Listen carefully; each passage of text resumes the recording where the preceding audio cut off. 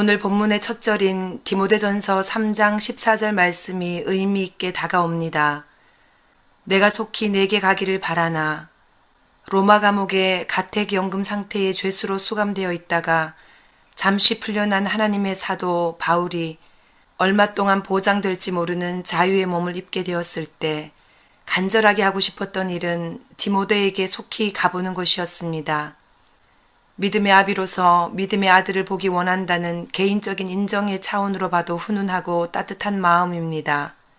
그러나 이어지는 본문의 내용을 살펴볼 때 디모데를 생각하는 바울의 마음은 곧 교회를 향한 마음임을 알 수 있습니다. 초대교회 소아시아 지역의 대표적인 교회인 에베소 교회의 담임 목회자의 사명을 맡아 섬기고 있는 디모데를 방문해서 하나님의 교회를 더욱 진리 안에서 든든하게 하기를 소망하는 마음이 간절한 것입니다. 로마 감옥에 수감되어 있을 때조차도 옥중 서신이라 알려진 에베소서, 빌립보서, 골로새서, 빌레몬서를 써서 소아시아 지역의 교회들에게 전달해 왔었던 바울임을 기억한다면 풀려나자마자 달려가고 싶었던 곳이 바로 그 교회였음은 이상한 일이 전혀 아닐 것입니다. 그러나 어떠한 사정에서인지 바울은 지금 곧바로 디모데와 그가 섬기는 교회로 달려갈 수 있는 형편이 되지 못하는 것 같습니다. 그래서 자신의 방문이 혹시 지체되더라도 자신의 육체보다 먼저 도달할 이 편지를 통해서라도 급히 교회를 향한 진리의 말씀을 전하기를 간절히 바라는 마음으로 붓을 들게 된 것입니다. 15절입니다. 만일 내가 지체하면 너로 하여금 하나님의 집에서 어떻게 행하여야 할지를 알게 하려 함이니 이 집은 살아계신 하나님의 교회요 진리의 기둥과 터니라. 본문을 여러 번 읽으면서도 집중하지 않았던 말씀인데 막상 묵상한 내용을 정리하려고 하니 이 14, 15절 말씀이 연결되어 이 시대 교회와 목회자와 성도를 향한 우리 예수님의 마음으로 느껴져 옵니다. 내가 속히 너에게 가기를 바란다. 그러나 만일 내가 지체하게 되면 너로 하여금 하나님의 집에서 어떻게 행하여야 할지를 알게 하려고 이 디모데전서 말씀을 오늘 너에게 준다. 그렇게 느끼고 나니 새해 첫 주에 묵상하는 이 말씀이 올 한 해 동안 나를 향한 또 믿음의 공동체를 향한 하나님 아버지의 간절한 당부로 무겁게 받아들여지게 됩니다. 그래서 이어지는 말씀 한 구절 한 구절을 되새기며 다시 읽어보게 됩니다. 하나님의 집은 살아계신 하나님의 교회예요. 진리의 기둥과 터라고 바울은 정의하고 있습니다. 바울이 디모데를 향해 이 선언을 할 때 그의 내면에는 교회를 향한 충만한 확신과 기쁨이 있었던 것 같습니다. 그러나 오늘날 하나님의 집, 하나님의 교회라는 말을 들을 때 지금 제 안에서 올라오는 느낌은 하나님께 참으로 죄송한 말씀이지만 왠지 이렇게 밝고 충만한 느낌만은 아닙니다. 바울과 디모데가 교회를 일구고 섬기던 기독교 초기의 교회를 생각하면 그것은 목숨을 건 생명 공동체였습니다. 자신의 지위, 가족, 친지, 심지어 생명조차 잃을지라도 절대로 포기할 수 없었던 믿음의 공동체, 하나님의 집, 교회. 언제부터, 어디에서부터 이 생명력이 사라졌을까요? 교회, 나의 사랑, 나의 고민이라고 책 제목을 달았던 어느 작가의 표현이 참으로 적절하게 느껴지는 오늘의 이 상황은 분명 하나님이 원하시고 기뻐하셨던 교회의 모습은 아닐 것입니다. 하나님의 은혜로 어머니 모태에서부터 교회를 다녔던 저에게도 교회는 분명 나라는 인간을 설명하는 전부와도 같은 존재입니다. 나의 사랑이라고 표현하기도 전에 나의 존재인 것이 분명한 교회이기에 이 교회는 나의 고민의 가장 큰 영역이기도 합니다.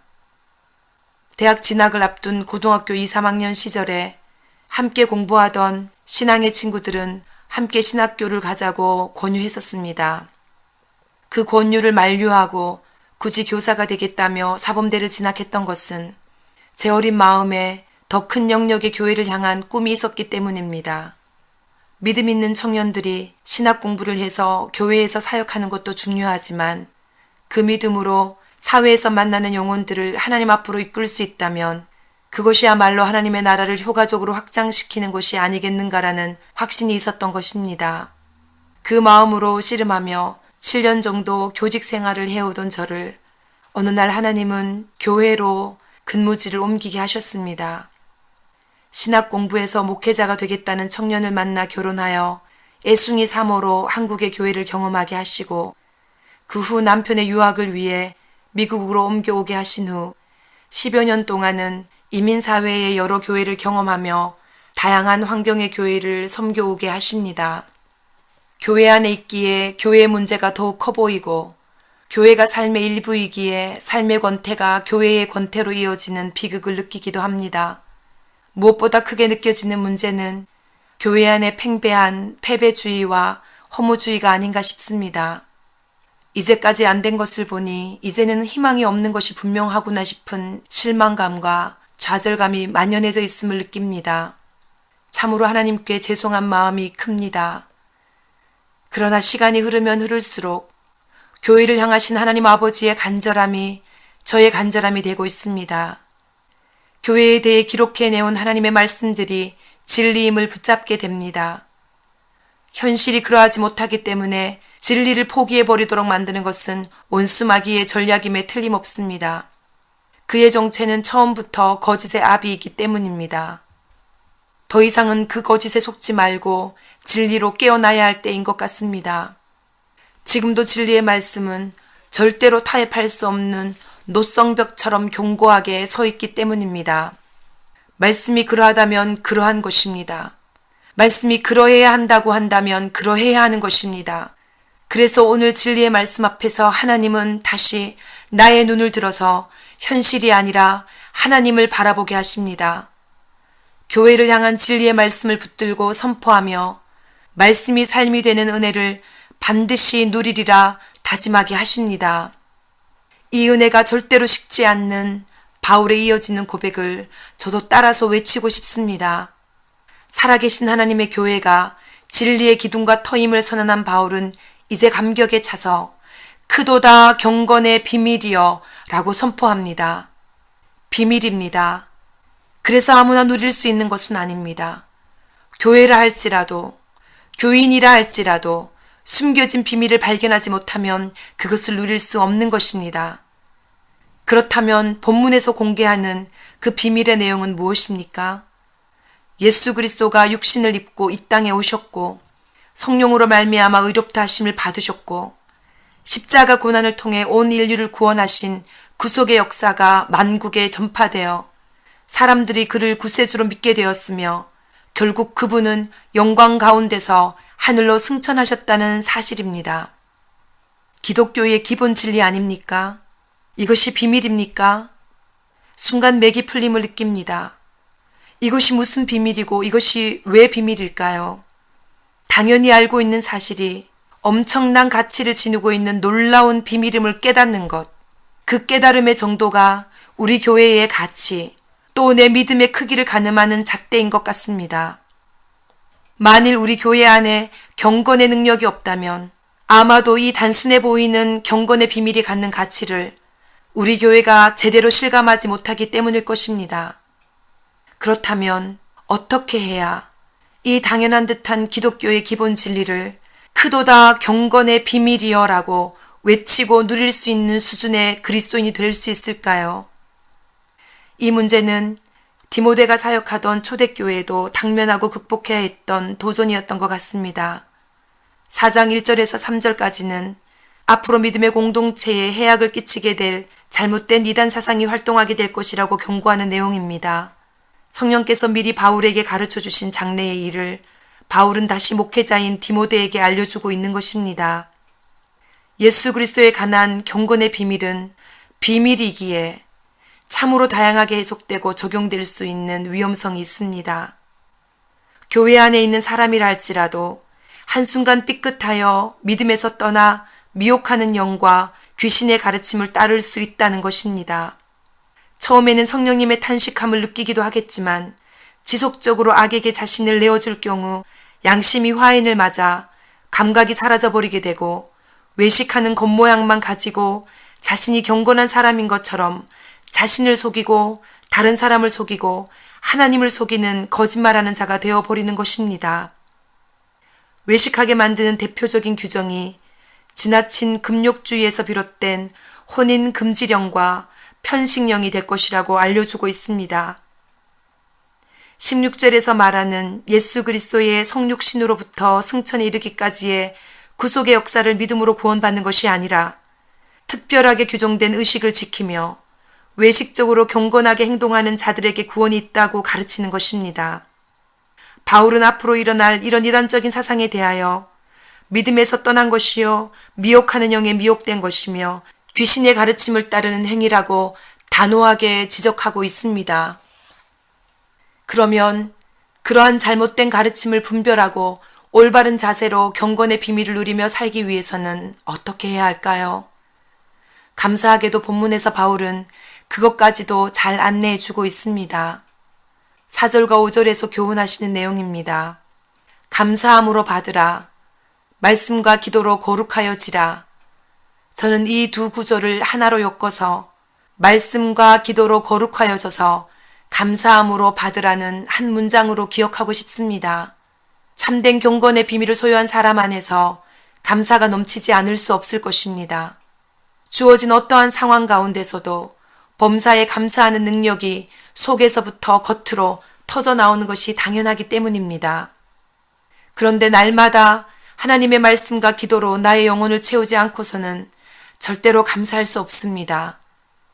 거룩하신 하나님의 말씀과 기도로 나의 영을 채울 때에야 내 혼의 영역인 지성과 감성과 의지가 감사를 인지하고 감사를 느끼고 감사의 표현을 할 수 있게 되는 것입니다. 그리고 나의 육체가 외식하는 경건의 수준을 넘어서서 진정한 경건의 능력을 다양한 감사의 형태로 뿜어낼 수 있는 것입니다. 요즘은 저보다 훨씬 순수하게 경건의 비밀을 누리고 있는 아이들을 통해 이 원리를 확인하고 있습니다. 저희 집 맞은편에 넓은 앞뒷뜰이 있는 집에 홀로 사시는 미국 할머니가 계십니다. 1년 전에 이사 왔을 때부터 가끔씩 뵐 때마다 인사를 나누며 지내는 이웃입니다. 어느 날 좀 길게 대화할 기회가 있었는데 80의 연세로 혼자 살아가시는 할머니 안에 깊은 외로움과 죽음에 대한 두려움이 있는 것을 알게 되었습니다.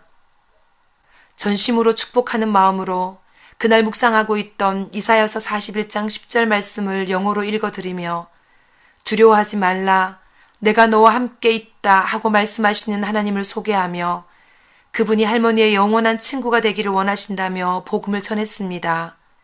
그런데 할머니께서는 위로의 말씀은 받으셨지만 예수님을 받아들이는 것은 거절하셨습니다. 그리고 언젠가부터 Jesus loves you 라고 밝게 인사하는 딸아이의 인사를 부담스러워한다는 것도 느꼈습니다. 한 번은 과일을 깎아서 접시에 담아 갔는데 받기를 거절하기도 하셨습니다. 그래서 내심 저도 할머니를 대하는 것이 조심스러워졌습니다. 그런데 엊그저께 머핀을 구운 딸아이가 그것을 가지고 앞집 메리 할머니께 드리고 싶다고 함께 가자고 했습니다. 머핀을 담은 컨테이너를 열어보았더니 언제 썼는지 감사의 마음을 전하는 손편지가 들어있었습니다. 내용을 슬쩍 봤더니 할머니가 앞뒤뜰을 깨끗하게 청소하실 때마다 우리 집들도 청소해야 함을 배우게 되어서 감사했습니다. 라고 써져 있었습니다. 다소 코믹스럽긴 했지만 아이답게 솔직하고 구체적으로 쓴 감사의 제목이 참으로 마음에 와닿았습니다. 사실은 처음으로 우리 손으로 어설프게 잔디를 관리해야 했던 작년 한 해 동안 사람을 써서 너무나 자주 언제나 깔끔하게 청소되어 있는 앞집의 마당과 화단 관리가 은근히 부담스럽기도 했었습니다. 처음에는 너무나 보기 좋아 감탄하다가 그만큼 따라가지 못하는 이웃인 우리의 형편에 괜히 미안해지고 눈치가 보이기 시작한 것입니다. 그런데 그 상황을 오히려 감사함으로 받고 글로 감사를 전하는 딸아이를 보면서 또 그것을 받고 밝아지는 할머니의 표정을 보면서 늘 하나님의 말씀과 기도로 거룩해지려고 몸부림치는 아이의 내면을 붙들고 계시는 하나님의 능력의 손길을 느낄 수가 있었습니다. 말씀과 기도로 거룩하여져서 감사함으로 받으라. 이 교훈은 오늘 하루를 위해 주신 말씀인 동시에 올 한 해 동안 기억하고 누려야 할 진리의 말씀으로 받습니다. 나의 심령이 거룩하여지지 않고서는 어떠한 일도 감사함으로 받을 수가 없습니다. 말씀과 기도의 능력이 아니고서는 나의 심령이 거룩해질 수가 없습니다.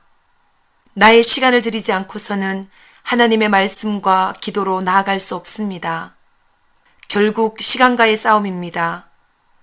성도가 경건의 비밀을 누리는 것도 시간과의 싸움이며 하나님의 교회가 진리의 기둥과 터로 굳건히 세워지는 것도 결국 시간과의 싸움입니다. 나의 시간을 우선적으로 하나님께 떼어드리는 것이 이 모든 싸움의 첫 고지입니다. 한 해 첫 달인 이번 한 달 동안 매일 말씀 통독과 묵상을 위한 1시간과 기도를 위한 1시간을 우선적으로 드릴 것을 다시 한번 결단합니다. 그리고 매일 삶의 열매로 올려드리는 감사 제목 3가지 기록하는 것을 중단하지 않고 지속하겠습니다. 경건의 비밀을 조금씩 더 깊게 맛보며 누리게 하실 하나님을 기대합니다.